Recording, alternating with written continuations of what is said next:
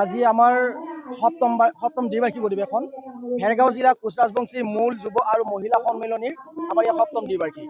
আমি মূলাদেওৰ আঞ্চলিক কোচ ৰাজবংশী সন্মিলনী আৰু স্থানীয় ৰাইজৰ পূৰ্ণ সহযোগত আমি আয়োজিত কৰিছোঁ। স্বৰ্গীয় বেউৰাম কোচ আৰু স্বৰ্গীয়া গোলাপী কোচ পুৰণি ক্ষেত্ৰত আমাৰ অনুষ্ঠানটো অনুষ্ঠিত হৈছে। আমি নথৈ আনন্দিত হৈছোঁ যে আমি ভেৰগাঁও জিলা কোচ ৰাজবংশী সন্মিলনৰ এটা বৃহৎ সংগঠনৰ দ্বিবাৰ্ষিক অধিৱেশনৰ দৰে এখন অধিৱেশন আমি পাতিবলৈ যে সক্ষম হৈছোঁ, আমি নথৈ আনন্দিত। আমি বহুত হেঁপাহত আমাৰ এই অধিৱেশনখনি সকলো জ্ঞাতিক যে আমি আদৰিব পাৰিছোঁ। আমাৰ আশা আছিলে প্ৰায় 20,000 আমি অতিথিক আদৰিব পাৰিম বুলি, কিন্তু দুৰ্ভাগ্য যে আজি যিহেতু চিলাই দিব গোৱা হেতুকে আমাৰ কেন্দ্ৰীয়ভাৱে মংগলদৈ, আমাৰ ইফালে ওৰাং বিভিন্ন ঠাইত আমাৰ যিটো চিলাই দিব উদযাপিত হৈছে, হয়তো আমাৰ কিছু জ্ঞাতিৰ আমাৰ আগমন কম হৈছে, তথাপিতো আমি 10,000ৰো অধিক আমি জ্ঞাতিক আদৰিবৰ কাৰণে আমি মানে সক্ষম হৈছোঁ। সেয়েহে আমি খুবেই আনন্দিত আজি। আৰু আমাৰ আমন্ত্ৰিত অতিথিসকলো ইতিমধ্যে আমাৰ নিৰ্দিষ্ট আসনত তেখেতৰ সকলে অলংকৃত হৈছে, গতিকে আমি খুবেই আনন্দিত। আৰু আমি সকলোকে এটাই বাৰ্তা দিব বিচাৰোঁ যে আজি এই অধিৱেশনৰ জৰিয়তে এই অধিৱেশনৰ যিটো সন্মিলন মানে আমি ক'ব বিচাৰিছোঁ সকলো জাতি জনগোষ্ঠী ধৰ্ম নিৰপেক্ষ হিচাপে আমি সকলোৱে কি কৈছোঁ একতাৰ জৰিয়তে যে বান্ধ খাই আছোঁ, সেইটো বাৰ্তা আমি এই সন্মিলনৰ জৰিয়তে দিব বিচাৰিছোঁ। আৰু আশা ৰাখিছোঁ আমাৰ এই বাৰ্তা সকলো শ্ৰেণীৰ লোকলৈ যাব, আমাৰ মাজত থকা বিদ্বেষ ভাৱবিলাক আঁতৰ হ'ব, আমাৰ সকলোৰে মাজত মিলা প্ৰীতি আহিব। আমি মানুহ হিচাপে থিয় দিব লাগিব, মানুহ হিচাপে আমি সকলোৰে লগত সহায় সহযোগিতা আমি কি কৰিব বাস কৰিব লাগিব। সেই বাৰ্তাটো আমি এই সন্মিলনী অধিৱেশনৰ জৰিয়তে আমি দিব বিচাৰিছোঁ। হয়, আমি আৰম্ভণিতে আজি যিহেতু বিশ্ব মহাবীৰ চিলাৰায় আমাৰ কি আছিলে আজি জন্ম জয়ন্তী, সেয়েহে তেখেতৰ আমি প্ৰতিচ্ছবিত আজি আমি কি কৰিলোঁ মাল্যাৰ্পণ কৰিলোঁ, পুষ্পাঞ্জলি কৰিলোঁ। দ্বিতীয়তে আমাৰ আছিলে আমাৰ সেই যিটো মাল্যাৰ্পক আছিলে আমাৰ টকান কাটাৰ নিবাসী সমাজসেৱক তৰুণ চহৰীয়া, তেখেতৰ সময়মতে আহি আমাৰ অনুষ্ঠিত কৰিছে।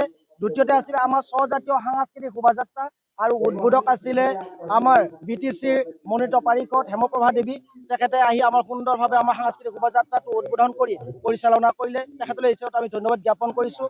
তাৰ লগে লগে আমাৰ মুকলি সভা ইতিমধ্যে আমাৰ অনুষ্ঠিত হৈ আছে, আৰু মুকলি সভাৰ মাজতে আমাৰ ভেৰগাঁও জিলা কোচ ৰাজবংশী সন্মিলনীৰ যিখন মুখপত্ৰ শুক্লজ্যোতি, ইতিমধ্যে শুক্লজ্যোতিও আমাৰ উন্মোচন হৈ গ'ল, আৰু আমাৰ মুকলি সভাৰ বাকী পৰৱৰ্তী কাৰ্যসূচী আমাৰ চলি আছে বৰ্তমান। হয়,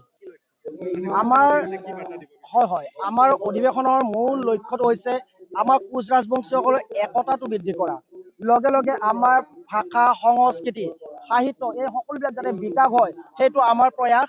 আৰু লগে লগে আমাৰ কি হয়, আমাৰ বিভিন্ন সময়ত থকা কিছুমান ৰাজনৈতিক পৰিঘটনাৰ বাবে আমাৰ জাতি জনগোষ্ঠীৰ মাজৰ মিলা প্ৰীতি আমাৰ বহু সময়ত ক্ষুণ্ণ হোৱা দেখা পাওঁ। সেই মিলা প্ৰীতি যাতে পুনৰ আগৰ দৰে আহে বা অক্ষুণ্ণ থাকে, আমাৰ সেইটোৱে হৈছে মূল উদ্দেশ্য।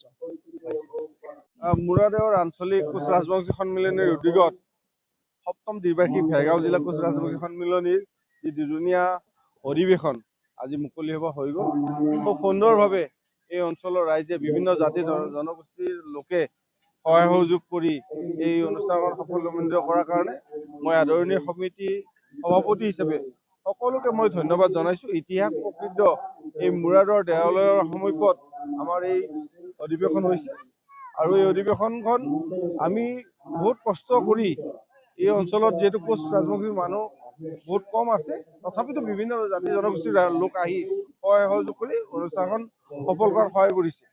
আৰু অধিৱেশনৰ স্থলীৰ পৰা মই চৰকাৰক এটা অনুৰোধ ৰাখিছোঁ যে কোচ ৰাজবংশীসকলৰ যি দীৰ্ঘদিনীয়া জনগোষ্ঠীয় সমস্যা, সেইটো ৰাজনৈতিকভাৱে সমাধান কৰাৰ ক্ষেত্ৰত ৰাজ্য চৰকাৰে হওক বা কেন্দ্ৰীয় চৰকাৰে হওক যথোপযুক্তভাৱে সমাধানৰ পথ উলিয়াব বুলি মই আশা ৰাখিছোঁ।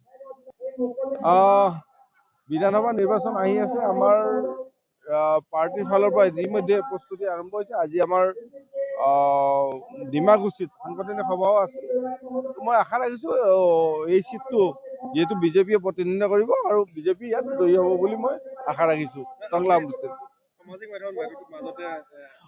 প্ৰচাৰ মাধ্যমত চলি আছে, যিহেতু মই কেইদিনমান আগতে যি পৰিষদীয় নিৰ্বাচন হৈছিলে, এই নিৰ্বাচনত প্ৰতিদ্বন্দ্বিতা কৰি মই জয়ী হৈছোঁ। এইটো দলীয় সিদ্ধান্ত, দলৰ ইচ্ছা।